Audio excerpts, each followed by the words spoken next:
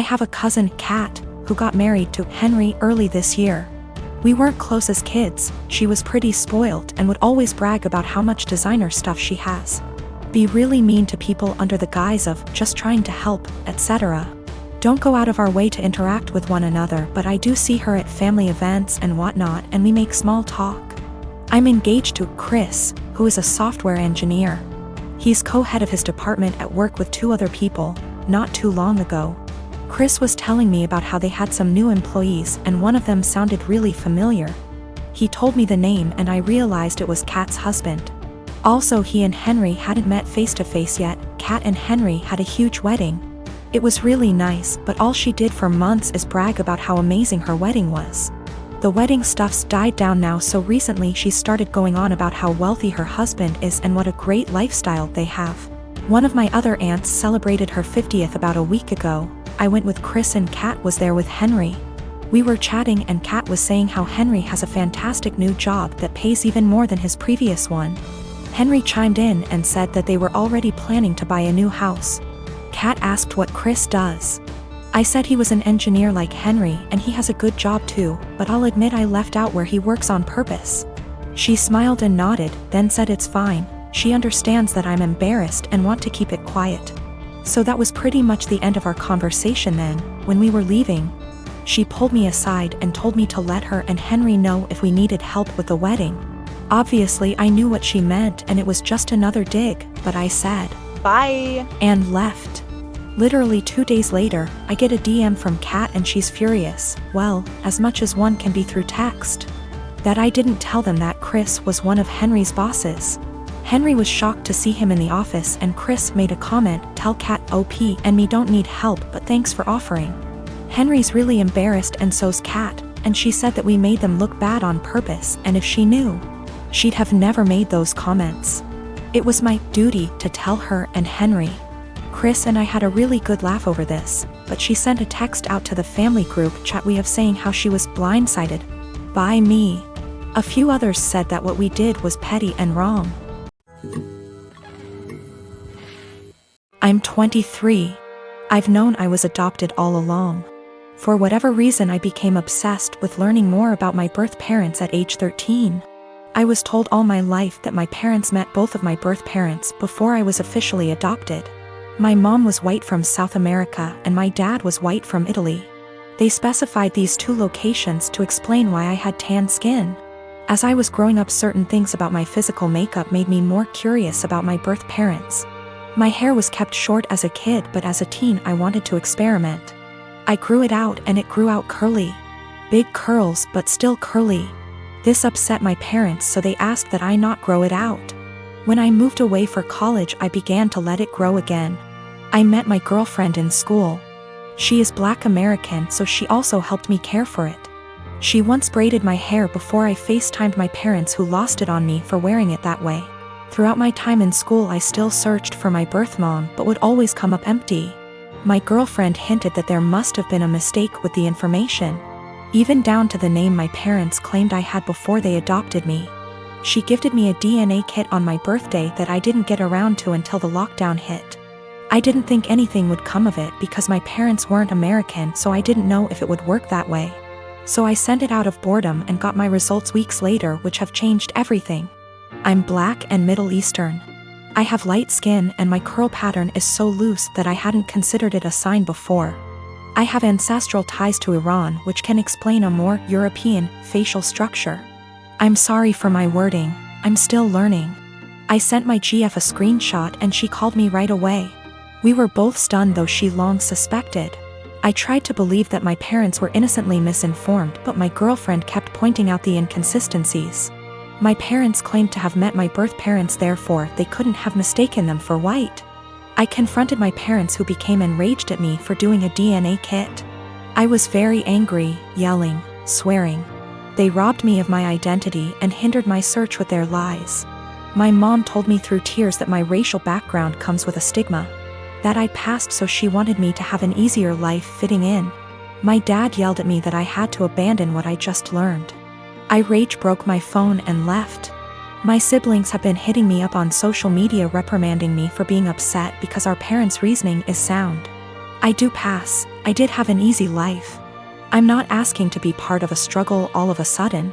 I just don't think I should have been lied to, and I think their reasoning is bullshit and racist. I'm just supposed to act like 10 years of me searching with the wrong info isn't that big of a deal? My parents admit that my mom was black. My oldest sister also recalls seeing my mom at some point. Both verify that she was black. Yes, they could be lying again. I have plans to continue to look into my background. My girlfriend was very hurt by their statements, so I chose to keep us both away from them. I don't understand how. I'm angry about being lied to and how that lie has made my effort into finding my birth parents completely void, while also rewriting my heritage. That's my girlfriend's stance as well. I'm tan enough that going to an all-white school still got me called slurs. Whatever issues my parents were trying to shield me from, it didn't work. Maybe this is a lie that I bought into alone. 2 of my siblings are trying to be supportive. I deactivated my Facebook and unfollowed some people on Instagram. I can't entertain the argument that I should forgive my parents and move on. I'm not there yet. I get that it makes me ungrateful for feeling this way. I don't hate them, I'm just really upset and disappointed in their decisions. I've had this crush on my coworker for a few months now, and it's really not good. We only see each other in passing, and he's only talked to me once about something work-related. Even though we don't talk, we do look at each other sometimes, so we notice each other's existence. He's very outgoing and friendly with other people on my team. He's also very attractive. I enjoy being around him, but I'm way too nervous to talk to him. Honestly, I basically just admire him from afar. I'm not interested in a relationship with anyone right now, partially because I need therapy to heal from past relationships first. So I'm definitely not trying to be together with him. I just like him. This wouldn't be so bad, except it's become unhealthy for me. Whenever he's around, I get so overwhelmed that it's difficult to concentrate on my work. Sometimes I have to walk away and take deep breaths to calm down. I just get so nervous and preoccupied with my thoughts. I realize this sounds ridiculous, it is. I also can't stop thinking about him. It seems like I spend the entire day looking forward to seeing him, then once he's gone I feel empty and sad. I recognize this is really unhealthy and potentially creepy. I work with some good friends and I genuinely enjoy their company. I also like my job a lot, so it's not that work is boring without him. I'm actually a very talkative and happy person with everyone else. I really want to get over these feelings because they're useless and only hurting me. To be honest, this isn't the first coworker I've felt this way about. At my last job, I also had a crush on my manager and it was on the same unhealthy level. So I feel like becoming fixated on people is a reoccurring problem, and I really would like to know how I can change this pattern. My husband and I don't want kids. My mother-in-law is big into family in the traditional sense. She has been pushy with us about having kids since we got married. Literally the week after we got engaged, she started asking. My husband has always changed the subject, and has even told her that it's really none of her business. Every time we see her, she asks. Everything we do is built around the idea of us having kids. 3 years into our marriage, my husband said we might not even have kids and mother-in-law would not hear it. At year 4, husband had a vasectomy and I had a tubal. So this weekend we were all at their home enjoying some barbecue and drinks and everything. When I get up to grab a beer, my mother-in-law asks me if maybe I should drink water instead, because wink wink nudge nudge. You never know. I was annoyed by this and said, there's really no chance. MIL, all wide grin, said, oh come on. It's time for you two to finally get serious. Put down the beer and tell us when we can finally expect you two to finally make your family official. I said we've been official for about 5 years now, MIL, and drink the beer. Husband laughs with me. Mother-in-law gets more annoyed and says, you won't be real, last names, until you bless us with babies. Husband repeated. After about 15 minutes of the usual comments, I finally snapped and said, husband got snipped. I had my tubes tied. We're not having kids. You need to stop bringing it up. Period. Well, I thought I started WWII. She started crying and stormed off. Family looked at us with disgust and stormed off to comfort her. We left. Party kinda ended. The social media bullshit started shortly after.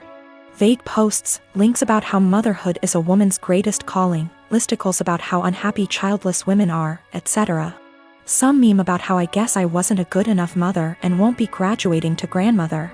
It's obnoxious to the point that I just muted all of them.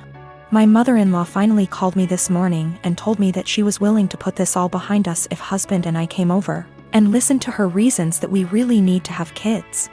I told her no, that we are tired of her pushing this on us, and then she said, "You two aren't prepared to be real, last name S. I'd like a refund for what we paid for the wedding." It wasn't that much. It was like $400 for the rehearsal dinner. I hung up on her. When recounting this to my friends, a few of them said that I was the asshole here for dropping it like that. But I don't think she was ever going to drop it if I didn't finally make a serious, direct comment about it.